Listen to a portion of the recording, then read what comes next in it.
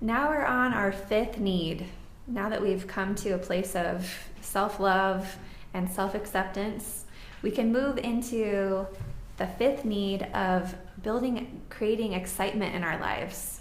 And excitement is a pretty interesting fundamental need because we've already stated that we need certainty in our life, but excitement is exactly the opposite. Excitement is the presence of uncertainty. It's the need to have the unknown in our lives, to have change, to have new stimulus. And this creates feelings of being alive. It creates this feeling that anything can happen, which helps us to be more engaged with our lives.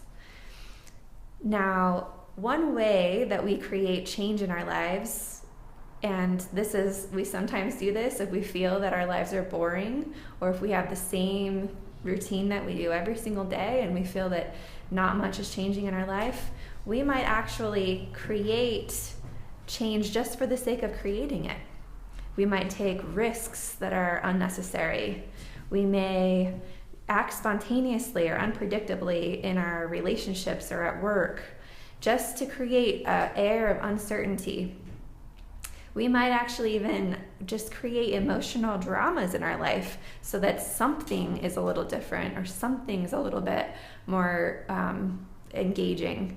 And this can create sabotaging, wasteful energy gaps in our lives. And so what are some ways that we can actually produce excitement in our lives in a very productive way that will stimulate growth and fulfillment? Well, instead of thinking of change for the sake of change, we can think of change in the sense of progress. What if we decided to push the envelope of what we're capable of? What if we signed up for a public speaking course just to see if we could push ourselves out of our comfort zone just a little?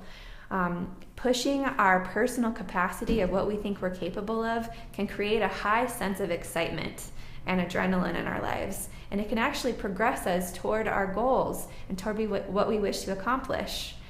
We can think of it as moving the needle rather than simply affecting some kind of spontaneous change.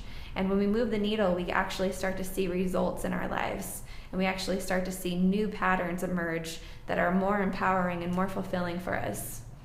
So this is the point where we start to actually plot a course for change that will not be change for change's sake, but will actually propel us into new ways of experiencing our lives.